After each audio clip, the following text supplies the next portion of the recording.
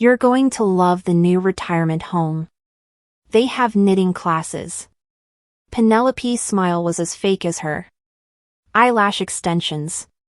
Charles nodded like an obedient puppy while Leo mentally counted the money they'd make from selling my properties.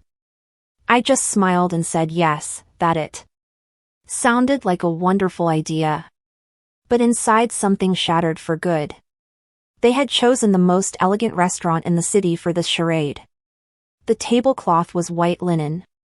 The crystal glasses reflected the golden evening light. And the aroma of fresh seafood filled the air. Everything was perfect for an emotional execution. All calculated to look like a celebration when it was really my funeral and I was still alive. Mom, we know you've been a little confused lately. Charles continued, his voice thick with a concern he didn't feel. He was wearing a gray suit I had bought him for his college graduation. Now he was using it to bury me. Confused. That word stabbed me like a dagger. I had faked a few memory lapses to test their patience, their love. I wanted to see if my children would take care of me when I truly needed them. The answer was right in front of me, wearing the very emerald green dress I had gifted her. Dr. Miller says it would be for the best. Leo lied, avoiding my gaze. A controlled environment. Professional care, activities designed especially for people your age. People my age. As if turning 72 had made me a different species, something that no longer deserved respect or dignity. As if a lifetime of building a real estate empire from scratch meant nothing. And the knitting classes are really therapeutic, Penelope added, touching my hands with fingers that burned with falsehood. You can make tablecloths, scarves, useful things. Useful things. While they were carving up my properties. Like vultures over a fresh kill, I would be making tablecloths in a room that smelled of disinfectant and despair.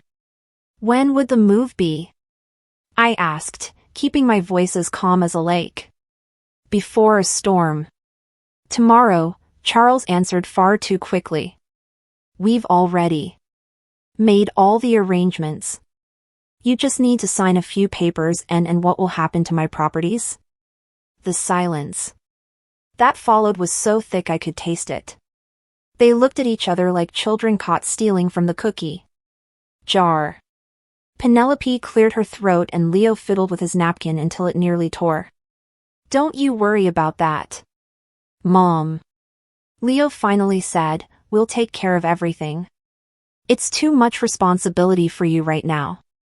Too much responsibility. The same properties I had bought, renovated, and managed for decades were suddenly too much for me. The same investments I had grown from an initial $5,000 to the $1.50 million I had now suddenly required younger minds. That night, I pretended to take the sleeping pills Penelope had given me. I spat them into a napkin when she wasn't looking. I needed to be wide awake for what was coming. At 11 o'clock, I heard their voices in my kitchen. They thought I was sound asleep. A fatal mistake. The beach house is worth at least $300,000, Charles whispered, shuffling papers on my oak dining table. The table where I had signed my first real estate contract 40 years ago. And the downtown condo. Another $200,000, not to mention the investments in the bank.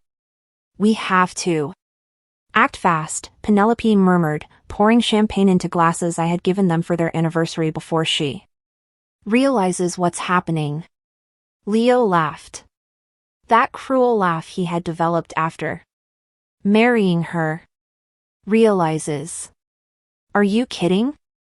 She asked me what time it was 3 times yesterday. A lie. I had feigned that confusion to test them to see how much of my own blood had turned to poison. The answer burned in my gut like acid. Look at this, Penelope said, waving a paper I recognized as my will. Once she's in the home, we can argue. Mental incompetence. The lawyer is already prepped. 400,000 for the main house, Charles calculated, scribbling numbers in a notebook. 300 for the beach house, 200 for the condo, and the investments add up to another 600,000. Almost 1.5 million in total, 1.5 million. The fruit of a lifetime of work, sacrifice, and smart decisions. They had calculated it down to the last cent, while I was supposedly sedated in my own bed. And the best part, Leo added with a smile I could hear from my bedroom, is that she'll never know what all of this is really worth. She thinks it's just a few properties. They completely underestimated me. They thought I was a confused old woman who didn't understand numbers or business. They didn't know that every morning I reviewed my investments, that I knew the exact value of each property, that I had plans they couldn't even begin to imagine. At 5 a.m, while they slept off their drunken betrayal, I got dressed in my best black pantsuit. I took only the essentials, my passport, the jewelry I had hidden in a secret box, and the key to a safe deposit box in a bank in another city. In that box were the documents that would change everything. The taxi arrived on time. The driver helped me with my small suitcase and asked no questions. At the airport, I bought a one-way ticket to a coastal city where I owned a property they knew nothing about. During the flight, I closed my eyes and remembered my mother's words. Margaret, never fully trust anyone, not even your own children. Blood can be corrupted, but dignity is eternal. She was right.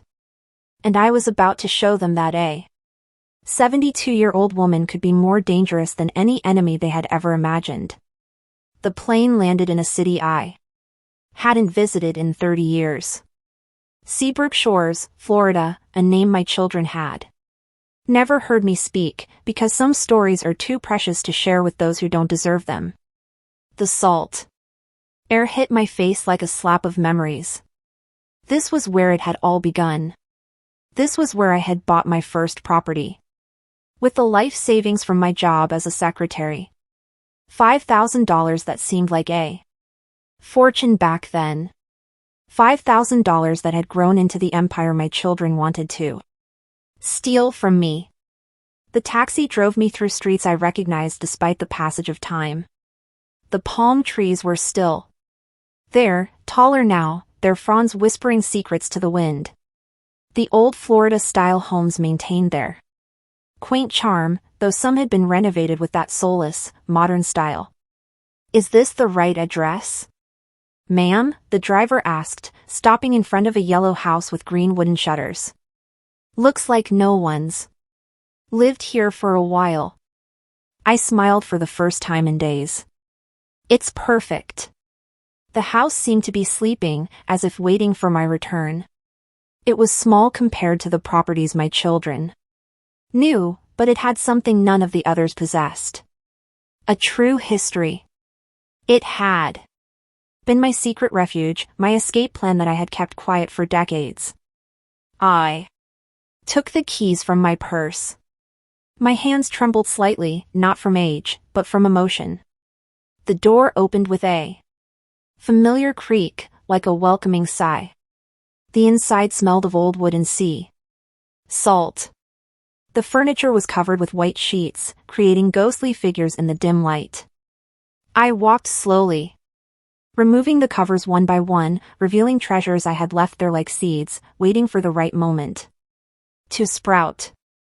In the kitchen, I found the first surprise. On the table was a note, written in a shaky but familiar hand. Mrs. Whitlock, I've been waiting for you all these years. Eliza. My heart skipped a beat. Eliza had been my housekeeper for 15 years until Charles and Leo decided we no longer needed her. It's an unnecessary expense, Mom. They had said, we can help you with the house. Another lie. They just wanted to control every aspect of my life, including who could or couldn't be near me. I heard footsteps on the front porch. My heart pounded so hard I thought it would burst from my chest. The door opened slowly and there she was. Eliza, 30 years older, her hair completely white and her face etched with wrinkles that told stories of a life well lived, but with the same warm eyes I remembered. I knew you'd come, she said simply, as if only days had passed instead of decades. When I heard what your children were planning, I knew you'd find a way to get here. How did you know about my children?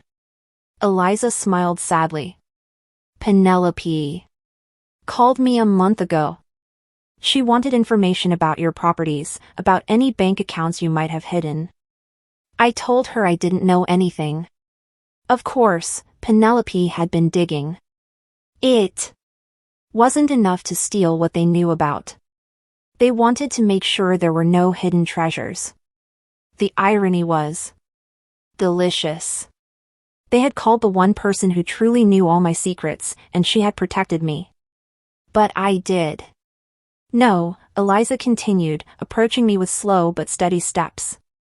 I knew about this house. I knew about the documents you kept here. I knew about your plans. And I've been taking care of everything, waiting for this day. My eyes filled with tears. I couldn't hold back. For the first time in months, someone was looking at me like a whole person, not as an obstacle or a source of money. The documents are safe, Eliza whispered, taking my hands in hers. I checked on them every month.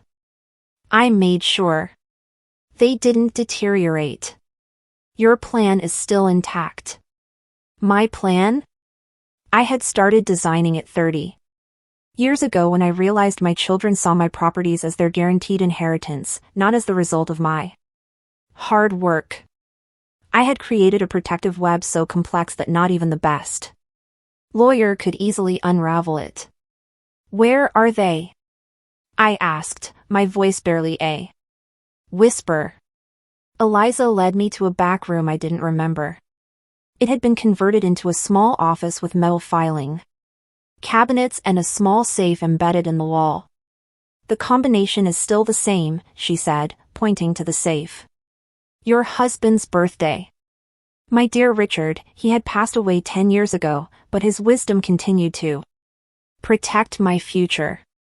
Never put all your eggs in one basket, Margaret, he used to say. And never let anyone else control your destiny, not even your children. I opened the safe with hands that no longer trembled. Inside were all the documents I had hidden for decades. Deeds to properties my children didn't know existed.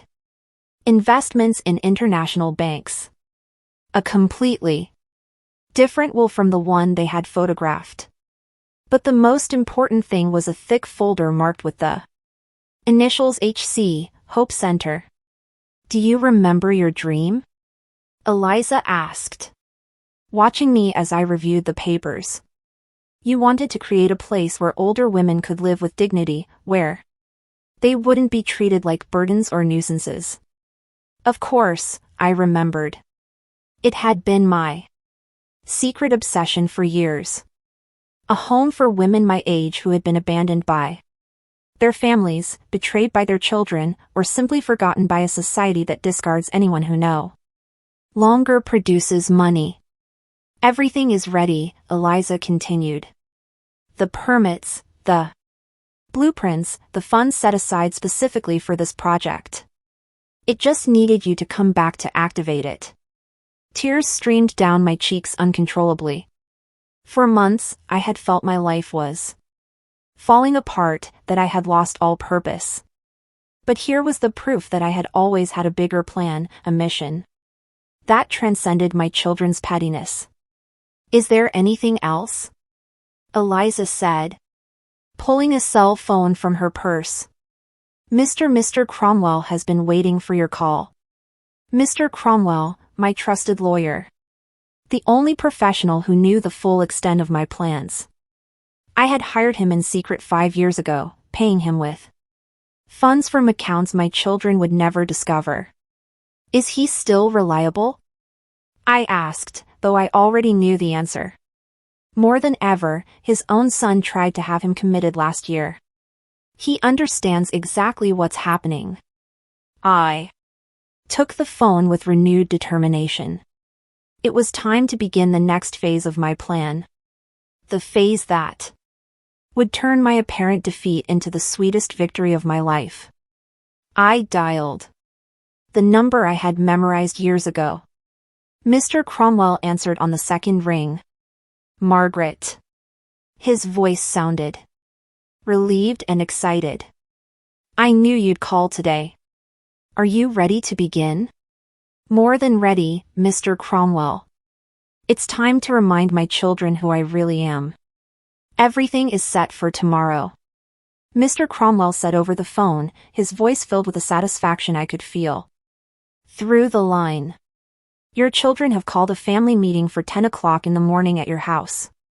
They think they're going to sign the papers to transfer your assets. I smiled as I watched the ocean from the window of my secret refuge.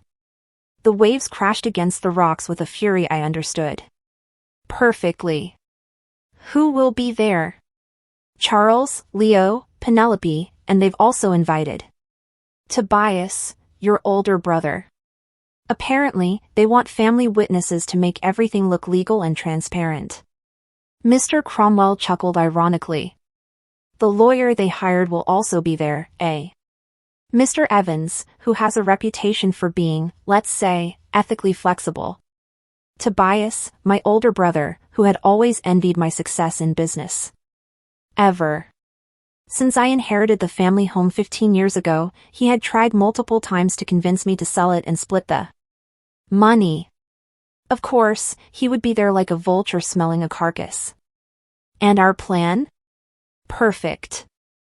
I'll arrive at 10:30 when they're all gathered and feeling confident. I have all the original documents, the recordings we made last year, and the special surprise we prepared. The special surprise, a video I had recorded 2 years ago when I sensed this day might come. In it, I explained my reasons in detail, my true plans, and revealed secrets about my children that they thought were buried forever. Eliza will be with me, I added, looking at my faithful friend who was making coffee in the kitchen with the ease of someone who had never left. She has information that will be very enlightening. Excellent. The more credible witnesses we have, the better. Are you sure you want to do this? Once we start, there's no turning back.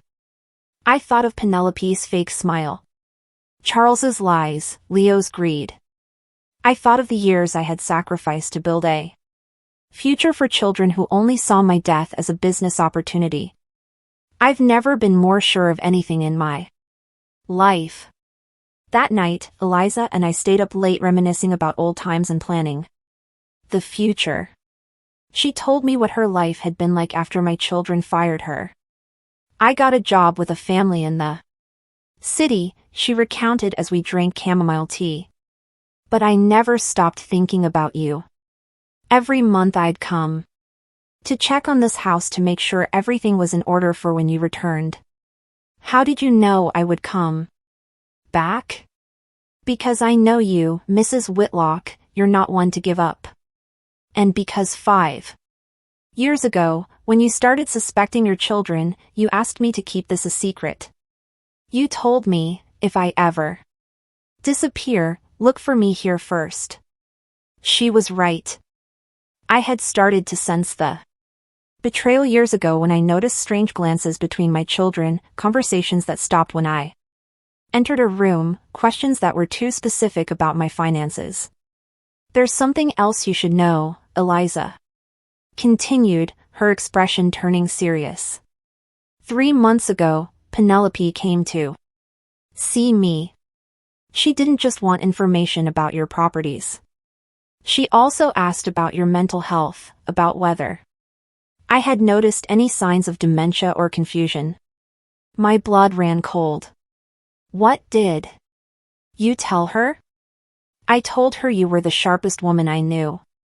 That your mind was like a steel trap. She got very upset when I didn't give her the answer she was hoping for. Of course, they needed to build a case of mental incompetence to justify their theft. They had planned every detail of my destruction, from the sleeping pills to the repeated questions about the time. But there's more. Eliza stood up and brought a small box from the closet. I found this in the trash at your house the day they fired me. She opened the box and my heart stopped. Inside were all the letters my husband Richard had written to me while we were dating. Love letters I had treasured for 50 years. Letters that had mysteriously disappeared from my room last month. They threw them away. Eliza whispered as if they were garbage. Love letters from your husband treated like trash. I took them with trembling hands. The yellow paper still held the faint scent of the cologne Richard used to wear. Every letter was a memory, every word a promise fulfilled, and my children had discarded them as if they had no value. Why would they do this? Because anything that represents true love bothers them, Eliza answered with a wisdom that comes from years of observing human nature. Your love for your husband, your generosity toward them, your work building a future, all of it reminds them of what they are incapable of feeling. That night, I couldn't sleep. I reread every one of Richard's letters, remembering the man who had loved me for who I was, not for what I owned. He had built the first business with me, celebrated every success, and comforted me in every failure. Margaret, he had written in one of his last letters, you are stronger than you think. If I'm ever gone, remember that your worth isn't in what you have, but in what you give. And if anyone ever tries to take that from you, you fight. Fight with all the fury of a woman who knows her worth. My worth. For months, I had allowed my children to make me feel useless, confused, incapable. I had played the part of the vulnerable old woman because a part of me wanted to believe they would protect me. But Richard was right. My worth didn't depend on their love or respect. It depended on me. At 8 o'clock in the morning, Mr. Cromwell called to confirm the final details. Your children are very nervous, he reported with amusement. Apparently, they've been calling the police all night, reporting you missing. Missing? Of course. I'm supposed to be senile and confused. Remember, a woman in my condition can't just disappear without help. They're building the case that someone kidnapped or manipulated me. The irony was perfect. While they were reporting my disappearance as a victim, I was orchestrating my return as an avenger. Are you ready? Mr. Cromwell asked. I looked at my love letters. I looked at Eliza laying out my best black dress. I looked out at the sea that had witnessed my first dreams. I had spent 72 years learning who I truly was. It was time to teach them the most important lesson of their lives.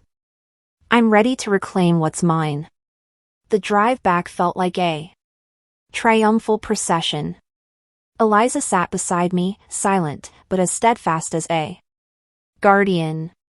Mr. Cromwell followed in his car, carrying the documents that would change everything.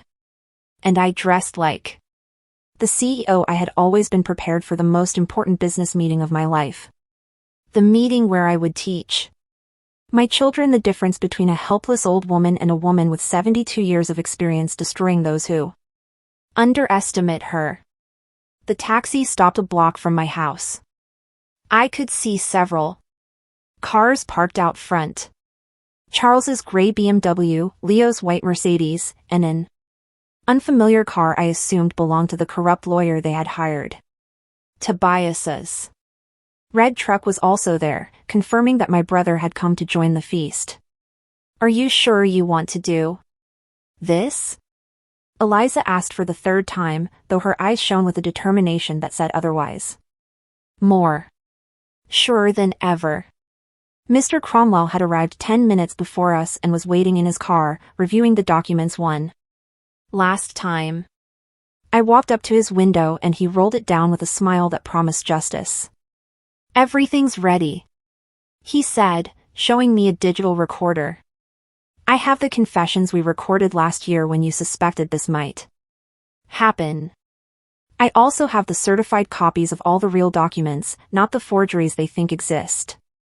Recording the confessions had been my idea, a kind of insurance against the betrayal I sensed was coming.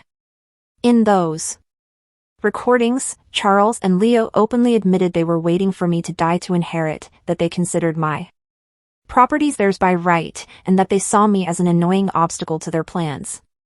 And the video loaded and ready. When the time comes, I'll press play, and their own words will destroy them. I walked toward my house with steps that echoed like hammer blows on the pavement. It was strange to see my own home as enemy territory, but that was exactly what it had become.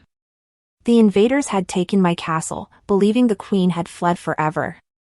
A fatal mistake. I rang the doorbell of my own house. The symbolism was perfect. They had taken over my life so completely that I had to ask permission to enter my own home. Penelope opened the door. Her face went through a fascinating sequence of emotions. Surprise, fear, rapid calculation, and finally that fake smile. I knew all too well. Margaret, my God, we were so worried, she exclaimed with an Oscar-worthy performance. Where have you been? We called the police, checked hospitals. I was thinking, I replied. Simply, walking into my house as if seeing it for the first time and making some important decisions. Charles came running from the living room, followed by Leo and Tobias.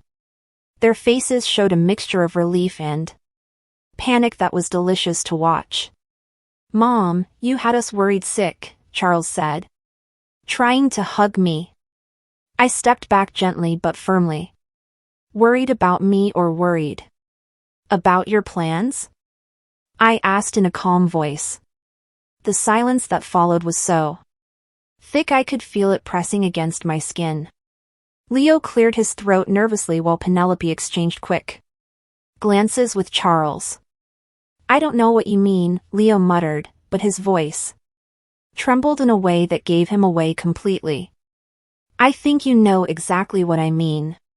Just then, Mr. Cromwell knocked on the door.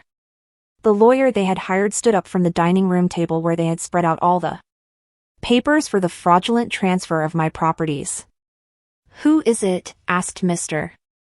Evans, a small man with a mustache who looked as nervous as my children. My legal representative, I announced, my voice cutting the air like glass. George Cromwell, specialist in elder fraud and asset protection. The color drained from my children's faces. Tobias took a step back, clearly regretting his involvement in this farce. Mr. Cromwell entered with Eliza at his side, carrying a briefcase that I knew contained the complete destruction of their plans. He introduced himself cordially to Mr. Evans, who immediately began to sweat profusely. Mrs. Whitlock, Mr. Cromwell said formally, I understand there are some documents that require your signature to transfer your properties to your children. That's right, I confirmed, watching as Charles tried to regain his composure. Perfect. But before we proceed, I need to verify a few legal details. Mr. Cromwell opened his briefcase and took out a thick folder. For example, I need to confirm that you are mentally competent to make this decision. Of course, she's competent, Penelope interjected far too quickly. It's just that sometimes she gets a little confused because of her age. Interesting. Mr. Cromwell smiled like a shark that has smelled blood. Because I Have here a very recent medical report from Dr. Sanchez confirming that Mrs. Whitlock is in excellent mental health and has full decision-making capacity. I pulled the report from my purse. I had obtained it 2 days before my disappearance. Anticipating this exact situation. I also have here, Mr. Cromwell continued, some very interesting recordings that were made in this very house exactly 1 year ago. The color completely vanished from my children's faces. Charles gripped the back of a chair as if he were about to faint. I don't know what you're talking about, Leo lied, but his voice was barely a whisper. Mr. Cromwell pressed play on his recorder. Charles's voice filled the room with crystal clarity. Let's just hope she dies soon. I'm tired of pretending I care. As soon as she's in the ground, we sell everything and split the money. Leo's voice followed. All we need is to find a way to declare her incompetent. After that, it'll be easy to take control of everything. And finally, Penelope's voice. She's just a stubborn old woman. If she doesn't cooperate, we'll put her in the cheapest home we can find, and that's that. The silence that followed was sepulchre. Tobias looked at me with genuine horror, clearly realizing what kind of conspiracy he had stumbled into. Those recordings are taken out of context, Charles stammered. But there was no conviction left in his voice. Out of context? Mr. Cromwell laughed without humor. I have 3 hours of similar recordings, all made with your mother's knowledge and consent, as she has suspected your intentions for years. Eliza walked to the table and gathered all the fake documents they had prepared. She reviewed them one by one, with the authority of someone who knew every detail of my real papers. These documents are fraudulent, she announced. The signatures are forged, and several of the assets mentioned here don't even exist in the official records. That's impossible, protested Mr. Evans. But he was already packing his things, clearly wanting to flee the situation. It's very possible when someone has been planning to rob their own mother for years, I said finally, my voice filled with an authority that had been dormant for too long. And it's especially possible when that mother is much smarter than you ever imagined. Mr. Cromwell then took out the envelope containing the video I had recorded 2 years ago. The video where I revealed not only my true plans, but also some secrets about my children that would destroy them completely. Now, I said, sitting at my own table like the CEO I had always been. It's time to talk about the consequences of betraying the woman who gave you life. Their faces were perfect portraits of absolute terror, and I was just getting started. Sit down, all of you, I ordered in a voice that allowed no argument. It's time for you to hear some truths you've been avoiding for years. Charles, Leo, and Penelope settled into their chairs like students being punished. Tobias remained standing, clearly uncomfortable with his involvement. Mr. Evans had tried to slip away, but Mr. Cromwell had discreetly blocked his exit. First, I began, pacing in front of them like a prosecutor before a jury. Let's talk about real numbers. You believe my estate is worth approximately $1.5 million? I saw them exchange nervous glances. They had done their calculations in secret, believing I had no idea of the true value of my properties. You're off by more than $3 million. The silence was absolute. Even Eliza looked at me with surprise, though she knew I had secrets within secrets. My real net worth, I continued, savoring every second of their shock. Including the properties you don't know about, the international investments and the businesses I've been managing discreetly for decades exceeds $5 million. Penelope turned as white as a sheet. Charles gripped the arms of his chair as if the world were shaking beneath him. 5 million? Leo whispered, his voice breaking. 5.2 million to be exact. Money. You thought you could steal while I was playing with knitting needles in some deplorable institution. Mr. Cromwell opened his laptop and projected a presentation onto the wall. It was a detailed summary of all my properties, investments, and bank accounts. The numbers appeared one after another, each figure hitting my children like a financial slap in the face. Main house appraised at $600,000. Beach house at $450,000. Downtown condo at $300,000. But that's just the beginning. The following slides revealed properties they had never imagined. 2 condos in Miami, a small hotel in Key West, investments in growth funds, shares in 3 tech companies, and accounts in banks in Switzerland and Panama. How? Charles couldn't finish the question. How did a senile and confused woman manage to accumulate such a fortune without you noticing? I smiled with the satisfaction of someone who had been planning this moment for years. Very simple.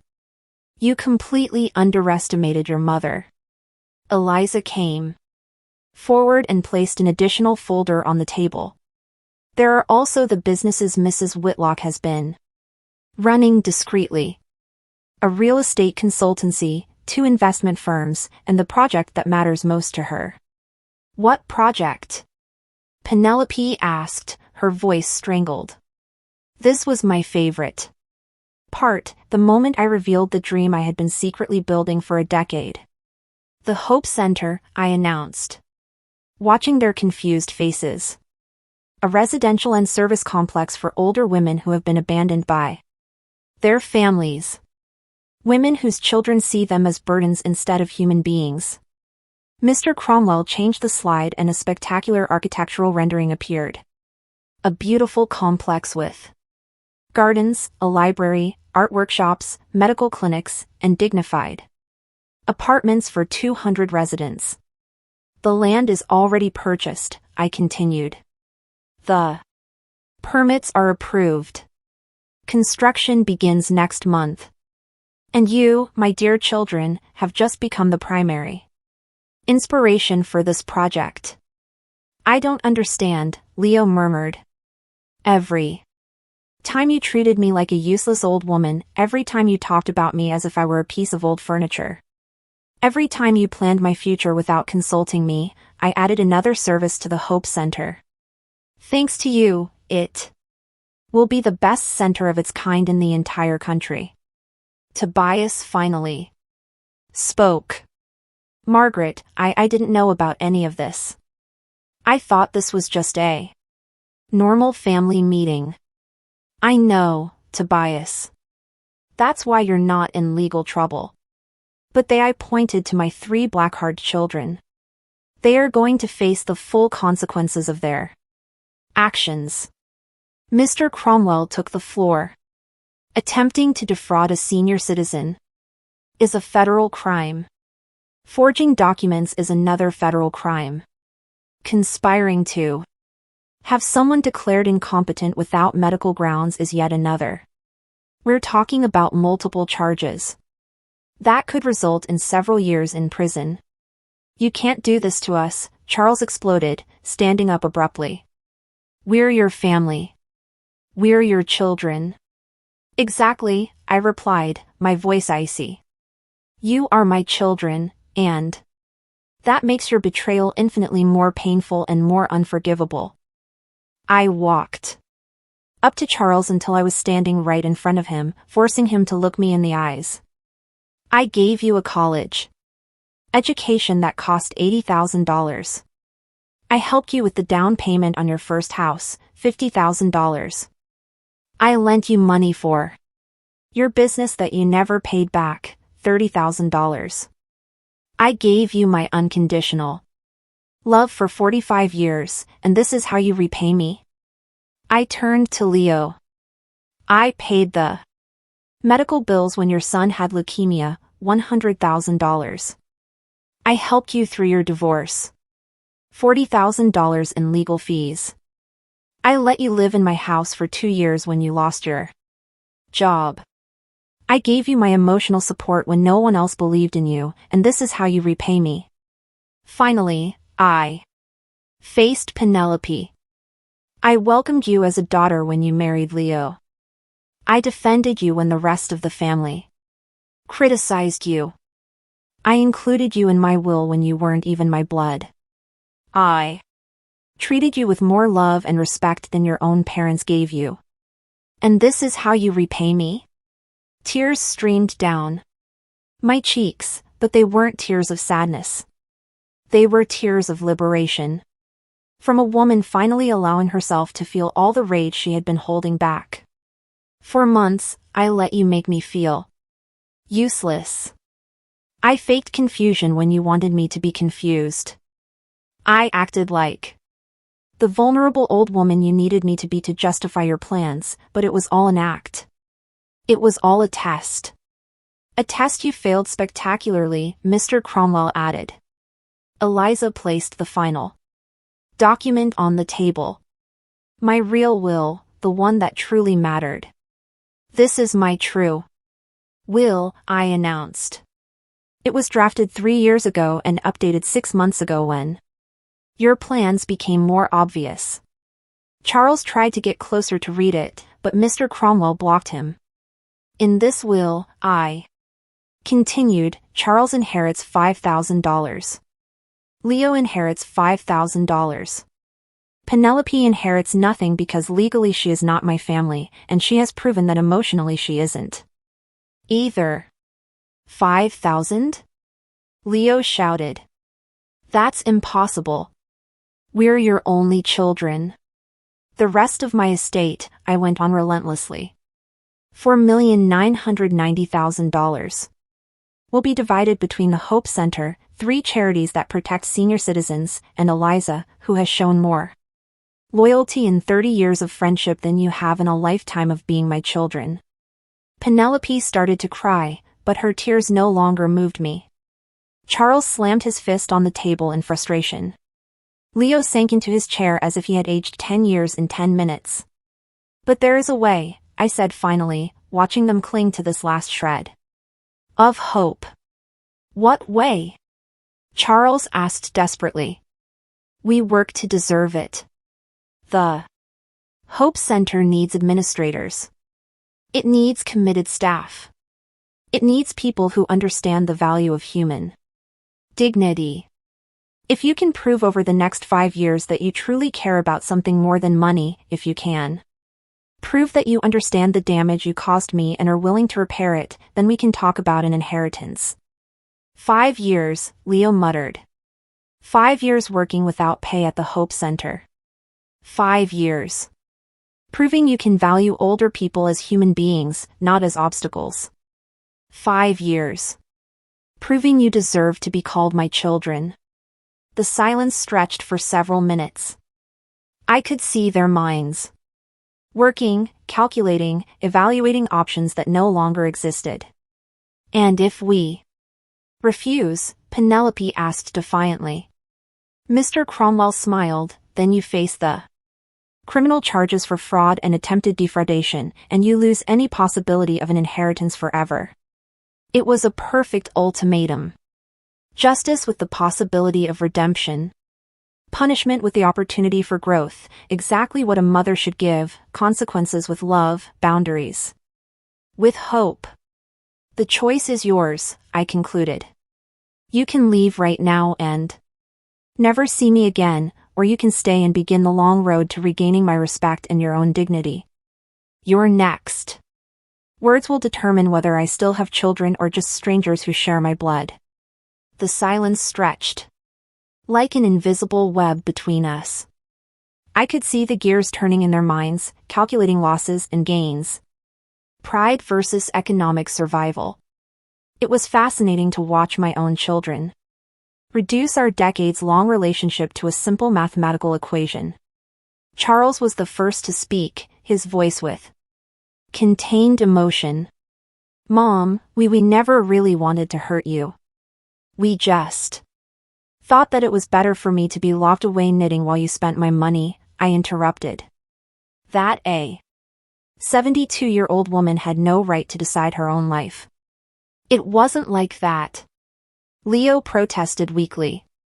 We just wanted to make sure you were safe, taken care of. Liar! The words shot out of my mouth like a bullet. You wanted to make sure your bank accounts were full.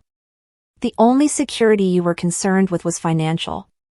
Penelope wiped her tears with the back of her hand, smudging her expensive makeup. So, what are we supposed to do now? How are we supposed to survive? Without money? I finished for her. The exact same way millions of people survive every day. By working, by earning a living through your own effort. Instead of waiting for someone else to die to finance your lives. Mr. Cromwell had been watching silently, taking mental notes of every reaction. Now he spoke in a professional tone. You have 24 hours to make a decision. If you choose the rehabilitation program at the Hope Center, you will start tomorrow morning. If you choose to leave, I have orders to proceed immediately with the criminal charges. Tomorrow morning. Charles palled, but we have jobs, responsibilities. You had jobs, I corrected. Now you have a chance at redemption that, frankly, you don't deserve. I walked to the window, looking out at the garden I had tended for decades. The roses I had planted were still blooming, oblivious to the human drama unfolding behind them. Nature had that wisdom. It grew. It flourished. It created beauty. Regardless of betrayals or disappointments. Do you know what the most painful part of all this has been? I asked without turning around. It wasn't discovering you planned to rob me. It wasn't hearing you count my money. Like vultures. The most painful part was realizing that you never really knew me. I turned back to them, watching their confused faces. For 72 years, I have been a woman who fights, who builds, who dreams. I started with $5,000 and turned it into over $5 million. I built a real estate empire with no one's help. I navigated a business world dominated by men and came out victorious. I raised 2 children while managing properties and making investments. My voice rose, filled with decades of accomplishments they had systematically ignored. And you reduced me to a confused old woman who needed knitting classes. You saw me as an obstacle instead of the woman who built everything you wanted to inherit. Eliza came over and placed a hand on my shoulder. Her presence calmed me, reminding me that not all relationships are based on convenience. Is there anything else you should know? I continued, returning to my chair. The Hope Center isn't just a charity project. It's my real legacy. It's proof that an older woman can change the world instead of just waiting for death in a room that smells like disinfectant. Mr. Cromwell changed the presentation on his laptop, showing the detailed plans for the center. It was beautiful. Modern. Buildings surrounded by gardens, spaces for art and music, a specialized library, medical clinics, and apartments. That truly looked like homes. 200 women will live here, I explained. Women who were abandoned by greedy families. Women who lost everything in late-life divorces. Women who simply need a place to grow old with dignity. It's impressive, admitted Tobias, who had remained quiet during the confrontation. When do you plan to open? Construction begins in 6 weeks. The first phase will be ready in 18 months. And if my children decide to participate in their redemption, they will help build it. What kind of work would we have to do? Leo asked cautiously. All kinds of work, Eliza answered before I could. Cleaning, gardening, administration, resident care, real work, honest work, work that will teach you the value of serving instead of being served. But we don't know how to Do that kind of work, Penelope protested. You'll learn, I said simply. The same way I learned to do business when I was your age. The same way I learned to invest in the stock market when I was 50. The same way I learned to use computers when I was 60. The difference is I did it for ambition and growth. You will do it for survival and redemption. Charles stood up and began pacing the room, his hands trembling slightly. This is surreal. 2 days ago we thought. And now, 2 days ago, you thought you were the beneficiaries of a multi-million-dollar inheritance, I finished. Now, you know you are the protagonists of a lesson about the consequences of family betrayal. And if we do it, Leo asked, if we work at your center for 5 years, will you really change the will? The question I had been waiting for, the question that would determine if this was justice or vengeance. If for 5 years you demonstrate that you can value people for who they are instead of what they own. If you learn to give instead of just take, if you show the kind of character I had hoped I raised in you, then yes, I will modify the will. How much? Asked Penelope, always direct when it came to money. Enough for you to live comfortably, but not enough for you to turn back into the greedy people you are now. Let's say $500,000. Each. $500,000. A fortune for most people, but only a fraction of what they had planned to steal. It was enough to reward real growth, but not so much as to eliminate the need to keep working and growing. And the rest, Charles asked, the rest will remain with the Hope Center forever to ensure that women like me are never again treated as burdens or inconveniences by their own families. Mr. Cromwell closed his laptop with a definitive click. As I said before, you have 24 hours to decide. Tomorrow at 10 o'clock in the morning, you either arrive at the Hope Center construction site, ready to work, or I file the criminal charges with the district attorney's office. He stood to leave, but before he walked out, he added, and don't bother looking for other lawyers. I have copies of all the evidence in multiple locations. This is not a negotiation. It's an ultimatum. After Mr. Cromwell left, we sat in silence. The weight of the decision filled the room like toxic smoke. Would you really have us arrested? Charles asked in a small voice. Were you really planning to put me in a nursing home while you sold my properties? I countered. Touché. Eliza came to my side. Mrs. Whitlock, are you sure you want to give them this chance after everything they did? I'm sure, I answered, though my heart was still bleeding. Because at the end of the day, they are still my children, and a mother never stops hoping her children will become the people she always believed they could be. It was my final gamble, my last hope that blood could be stronger than greed. Tomorrow, I would know if I had raised children or strangers. The next morning found me awake before dawn, making coffee in the kitchen, where my children had celebrated my supposed dementia with cheap champagne. Eliza had spent the night in the guest room, and together we watched the sky change from black to gray, waiting to see what decision my children had made. Do you think they'll come? Eliza asked, pouring coffee into the porcelain cups I had inherited from my mother. Honestly, I don't know. Part of me hopes they do. Part of me hopes they don't. And I'm not sure which hope is stronger. At 8 o'clock, my phone rang. It was Mr. Cromwell. Good morning, Margaret. Ready for the first day of school? As ready as one can be to find out if I still have children or just strangers who share my DNA. I've been at the site since 7. Getting things ready, the foremen have been briefed on the special situation with the new volunteers. Volunteers. An elegant way to describe people working to avoid prison. Any sign of them? Not yet, but there are still 2 hours to go.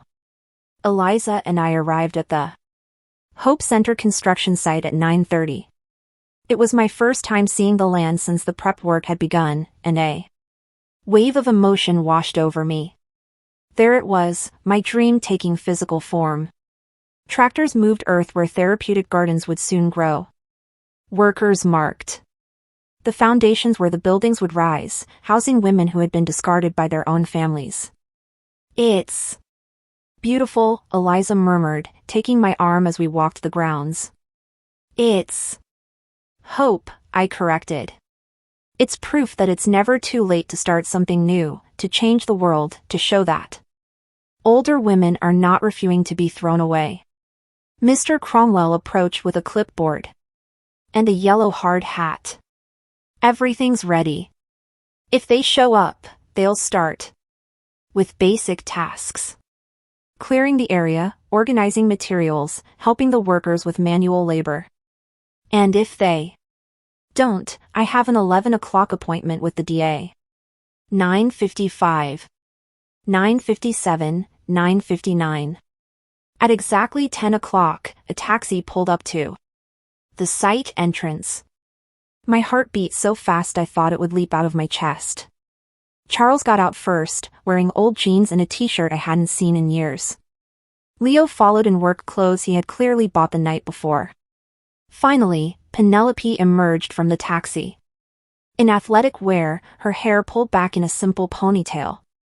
They looked vulnerable, scared, human. They walked toward us with slow steps, like condemned prisoners heading to the gallows.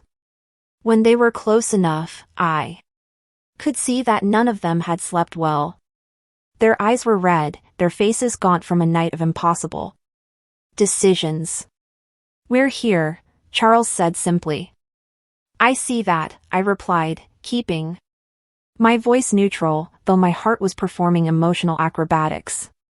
We've decided, Leo cleared his throat. We've decided we want to try. We want to try to fix things. Are you sure? Because once you start, there's no going back. 5 full years or you go straight to jail. Penelope nodded slowly. We're sure. Or at least we're sure we don't want to go to prison. It wasn't the noblest motivation, but it was a start. Mr. Cromwell came forward with 3 extra hard hats. Welcome to the Hope Center. I'm your supervisor, and for the next 5 years, I am the most important person in your lives after your mother. He handed them the hard hats and a sheet with the basic rules. Work hours are 8 a.m. to 5 p.m. 1 hour for lunch. 0 tolerance for complaints or negative attitudes. Weekly progress evaluations. Your first direct supervisor will be Mike. Mr. Cromwell pointed to a burly man with calloused hands and a kind smile. He has 30 years of construction experience and 0 patience for princesses or princes who've never worked with their hands.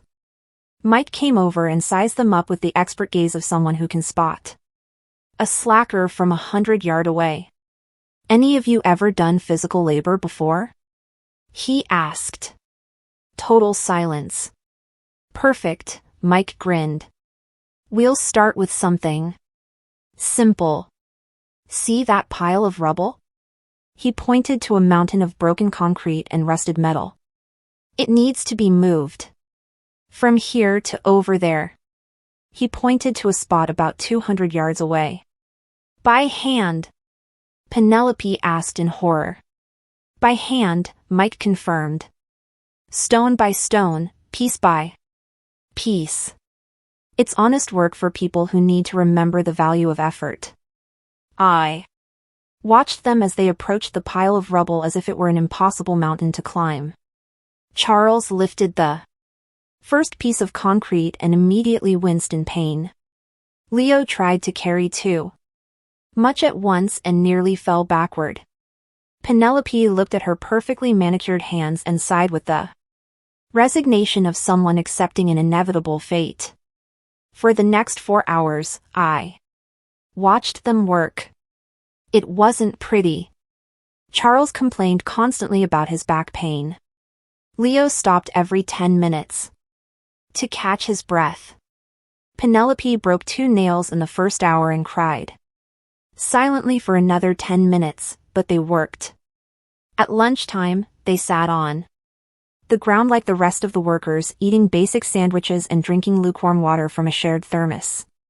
Their clothes were dirty, their hands stained, their faces red from the sun and exertion. "How are you feeling?" I asked, approaching them during their break. "Like we got hit by a truck," Charles mumbled, massaging his shoulders. "This is harder than we thought," Leo admitted. "And what did you think? That honest work was easy? That the people who build the world with their hands do it because it's fun?" Penelope looked at me with eyes that for the first time showed something resembling understanding. "I never thought about it. I never thought about how hard it must be to earn a living like this. Now you know. And this is just the first day of the next 1825. The afternoon was even harder.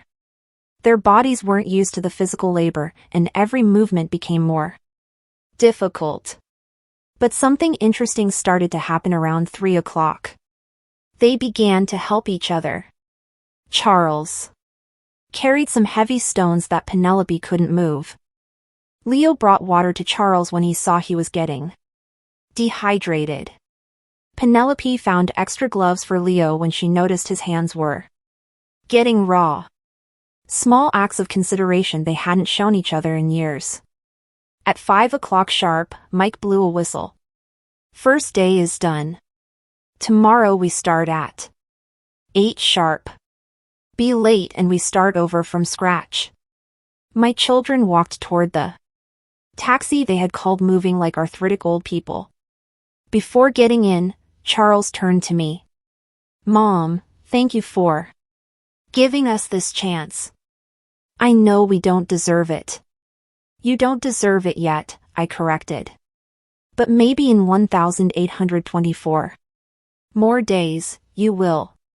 That night, Eliza and I had dinner in silence, processing the day's emotions.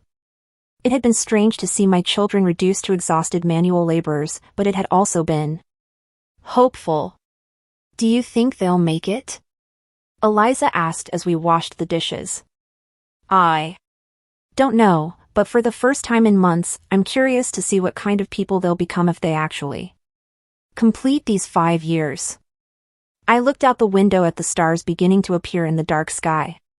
The hardest part of this whole process had begun, waiting to see if justice could turn into redemption, if punishment could transform into growth.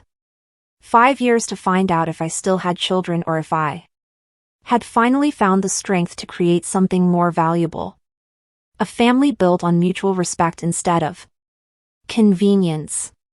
Time would tell. 4.5 years had passed since that first day of rubble and tears. The Hope Center was no longer just a dream on architectural blueprints. It was a vibrant reality with 200 women living full and dignified lives within its walls. I walked through the gardens my children had helped plant, watching residents participate in painting classes, book clubs, and adapted yoga sessions. The scent of roses and jasmine filled the air, mingling with the sound of laughter coming from the creative workshop area. Mrs. Whitlock greeted Alice, an 80-year-old woman who had come to the center after her family declared her too expensive to maintain. Now she ran our oral history program, helping other residents document their lives for future generations. "Good morning, Alice. How is the memoir project going?" "Incredible. We have 50 complete stories already. Women who were nurses during wars. Teachers who educated entire generations.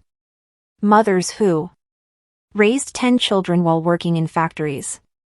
Stories that were about to be lost forever." This was exactly what I had envisioned, a place where older women were not seen as burdens, but as living libraries of wisdom and experience. "Have you seen Charles this morning?" I asked. "He's in the kitchen helping with the special breakfast for Carmen. She's turning 90 today." Charles in the kitchen. If someone had told me 5 years ago that my son would be preparing breakfast to celebrate the birthdays of elderly women, I would have laughed until I cried. Now it was just part of who he had become. I found him decorating a cake with the concentration of an artist. His hands, now calloused from years of manual labor, handled the piping bag with surprising delicacy. 90 pink roses or 90 blue roses, he asked without looking up, clearly knowing it was me who had entered. "Definitely pink," Carmen says. "Blue reminds her too much of hospitals." "Pink it is." Then he continued decorating, adding small frosting flowers with a patience he had never shown in his previous life. "You know, Carmen told me yesterday she was one of the first female accountants in her city. She managed the finances for 3 large companies back when women could barely open a bank account without their husband's permission. And what do you think of that?" Charles finally looked at me, his eyes showing a depth that hadn't been there 5 years ago. "I think I was an idiot for believing that age determined a person's value. Carmen knows more about finance than I ever did after 40 years in business." It was an acknowledgement not just of his mistake with me, but of his fundamental misunderstanding of what it means to grow old. "Where are Leo and Penelope?" Leo is in physical therapy with Mercedes, helping her with her rehabilitation exercises. Penelope is in the beauty salon. The beauty salon had been Penelope's idea during her 2nd year. She had noticed how many residents became depressed after losing access to basic grooming. So, she had proposed creating a space where they could maintain their personal dignity. Now, she managed a small salon where the women got their hair done, received adapted manicures, and felt beautiful regardless of age. I walked to the salon and found Penelope gently massaging the arthritic hands of a woman I recognized as Miriam, a former professor who had come to the center after her daughter abandoned her in a public hospital. "Does that hurt?" Penelope asked with genuine concern. "Not at all, dear. Your hands are magic. My fingers haven't felt this good in years." Penelope had changed physically over the years. She no longer wore excessive makeup or designer clothes. Her beauty was more natural now, more authentic. But the most noticeable change was in her eyes. Where there was once greed, there was now compassion. "Mrs. Whitlock," she greeted me when she saw me. "Are you here to see the new hand treatment I developed for arthritis?" "I came to see you," I answered honestly. She blushed slightly. Over the years, she had learned to value recognition for her work, not for her ability to manipulate situations. "Can I talk to you for a moment?" She finished Miriam's treatment, and we went out to the garden. We sat on a bench overlooking the entire complex. It was my favorite place to reflect, where I could see the fruit of decades of dreams turned into reality. "How do you feel?" I asked. "Tired," she admitted. "But it's a different kind of tired. Before I was tired of pretending to be someone I wasn't. Now I'm tired from working hard. But I sleep better than ever." "Do you regret anything?" Penelope was silent for several minutes, watching a group of residents practicing Tai Chi on the lawn. "I regret being so blind," she finally answered. "I regret seeing only the money instead of the extraordinary woman who had earned it. I regret trying to steal instead of trying to learn." They were words I had waited years to hear, but now that I heard them, I realized I no longer needed them. Her transformation had made them unnecessary. And what have you learned? That respect isn't inherited. It's earned. That age brings wisdom, not incompetence, that caring for others is more satisfying than being cared for by others. She paused. And that you weren't just my rich mother-in-law. You were an example of what a woman can achieve if she doesn't accept limitations. Those last words hit me like a ray of sunshine after years of storm. Leo came running from the rehabilitation area, clearly excited. Mom, Mercedes walked 10 steps. Without help. 10 whole steps. My youngest son, who once couldn't show genuine emotion for anything that wasn't money, was beaming over the physical progress of an 85-year-old woman who wasn't even his relative. She says she wants to walk to her rose garden next week, Leo continued, breathless from running and excitement. Can you imagine? 6 months ago, she could barely sit up without help. And what are you going to do to help her achieve that? I already spoke with the physical therapist. We're going to create a special strengthening program. I'll be with her for every session. He stopped, realizing what he had said. If that's okay with you, of course. It was the first time in years he had asked my permission for something that clearly mattered to him for the right reasons. That sounds perfect, Leo. That afternoon, Mr. Cromwell came to visit for our monthly review meeting. We sat in my office at the center, surrounded by photographs of residents, certificates of recognition, and letters from grateful families. How do you evaluate them? He asked, reviewing his notes from the past few months. They've changed in ways I didn't think possible, I admitted, not just in their work here, but in who they are as people. Do you think it's genuine, or are they acting to impress you? It was the question I had asked myself for months. At first, they were definitely acting, but there's something about the work here about caring for others that reveals a person's true character. You can't fake compassion for 4.5 years. So I think my children have found versions of themselves they didn't know existed. Versions that I like much more than the people they were before. Mr. Cromwell smiled. And the will? The will can wait. Another 6 months. I want to see how they handle the final decision. What final decision? In 6 months, their mandatory period ends. They will be free to leave and live their lives as they wish. The real question is, will they stay because they want to be here, or will they leave because they've served their sentence? It was the ultimate test. Anyone can change temporarily when they have no options.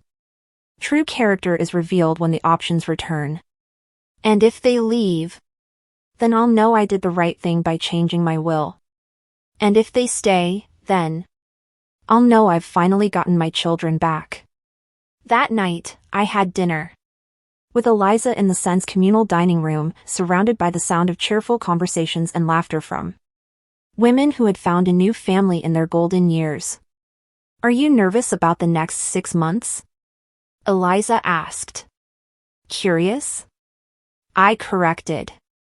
After 76 years of life, I've learned that the best surprises come when you finally stop trying to control the outcome. 6 months later, the day I had been waiting for 5 years finally arrived. It was a perfect spring morning, the sun filtering through the blinds of my office as I reviewed the documents Mr. Cromwell had prepared for this special occasion. The modified will lay on my desk, sealed in an envelope that contained the final decision about my children's future. But first, I had to know what decision they had made. At 10 o'clock in the morning, Charles, Leo, and Penelope arrived at my office dressed in their usual work clothes. Over 5 years, I had learned to read their emotional states by the way they walked, and today they looked serene, determined. Good morning, I said, motioning for them to sit. Do you know why you're here? Because today marks exactly 5 years since we started working here. Charles answered. And according to our agreement, today we are free to go. Exactly. Your legal obligation has ended. You no longer face criminal charges. You are no longer required to be here. You are completely free. The silence stretched for several minutes. I could see they had prepared for this moment, that they had discussed among themselves what they would say. We've made a decision. Penelope finally spoke, her voice firm but filled with emotion. I'm listening. Leo cleared his throat. We want to stay. Not because we have to, but because we want to. My heart stopped for a moment, but I kept my expression neutral. Why? Because this place has become our home, Charles answered. Because these women have become our extended family. Because the work we do here is the most important work we've ever done in our lives. And because Penelope added, tears beginning to form in her eyes, we finally understand what you tried to teach us from the beginning, that life isn't about what you can take, but what you can give. I stood up and walked to the window, overlooking the gardens. I could see Mercedes walking slowly but purposefully toward her favorite roses, exactly as Leo had promised she would. I could see Carmen teaching basic math to a group of younger women who had recently arrived at the center. And what about your lives outside of here? Your careers? Your personal plans? Our careers are here now, Leo said. I've been studying geriatric physical therapy at night. I want to be officially certified to better help the residents. I enrolled in courses on the psychology of aging, Penelope added. I want to better understand how to help the women who arrive here depressed and scared. And I, Charles said, have been working with Mr. Cromwell to learn about nonprofit management. I want to make sure this place runs perfectly for decades to come. I had raised businessmen and they had finally become social entrepreneurs. There's something else, Charles continued. We've been talking among ourselves and we want to make a formal proposal. What kind of proposal? We want to officially renounce any inheritance. Penelope said. We want all of your money to stay here at the Hope Center forever. I turned to them genuinely surprised for the first time in years. Are you sure about what you're saying? Completely sure, Leo answered. For 5 years, we've seen what well-used money can accomplish. We've seen how this place changes lives, how it gives dignity to women who had lost all hope. We don't want to be heirs to your fortune. We want to be guardians of your legacy. The tears I had been holding back for 5 years finally broke free. They weren't tears of sadness, but of a pride so deep it ached in my chest. Do you know what this means? I asked. It means we'll work here for the rest of our lives for modest salaries, Charles said. It means we'll never be rich, but we'll be part of something more important than money.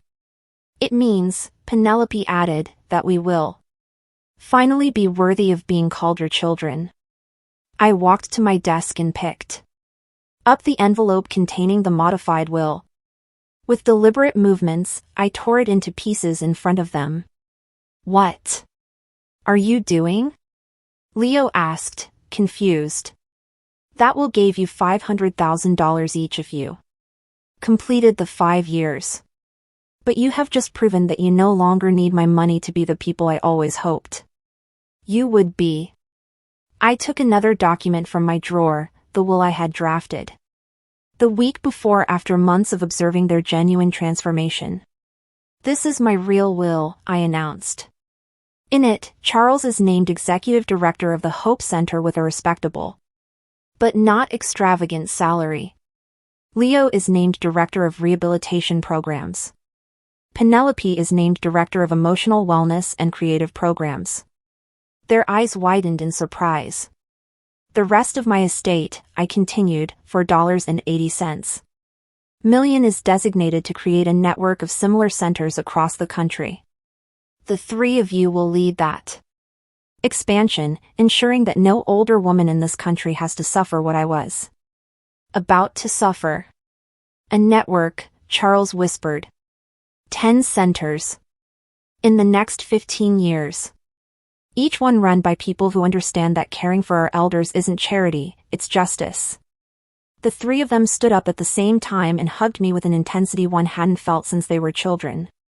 But it was different now. Now it was the embrace of adults who had earned the right to love and be loved.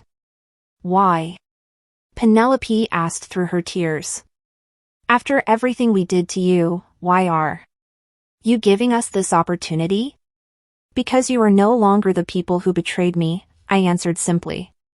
You are the people I always believed you could become. You just needed time to find yourselves. That afternoon, we held a meeting with all the Sense residents to announce the changes. The conference room filled with curious and excited women, many of whom had developed genuine relationships with my children over the years. I have the honor of announcing, I said from the impromptu podium, that the Hope Center will not only continue to operate indefinitely, but will expand to help thousands more women. The applause was deafening. And I have the even greater honor of announcing that my children, Charles, Leo, and Penelope, have chosen to dedicate their lives to this mission. Mercedes stood up slowly, leaning on her cane. Mrs. Whitlock, may I say something? Of course, Mercedes, your children came here as a punishment, but they are leaving as a blessing. They cared for us when we were sick. They comforted us when we were sad. They celebrated with us when we were happy. I don't know what kind of mother one has to be to raise children who can change so much, but you are an example to us all. That night, I had dinner with my children and Eliza in the communal dining room. It was the first time in 5 years that we were together as a real family. Not as supervisor and employees, not as victim and perpetrators, but as people who loved and respected each other. What are you going to do now? Eliza asked. Now, Charles answered. We're going to change the way this country treats its senior citizens. We're going to make sure, Leo added, that no woman has to choose between dignity and security in her old age.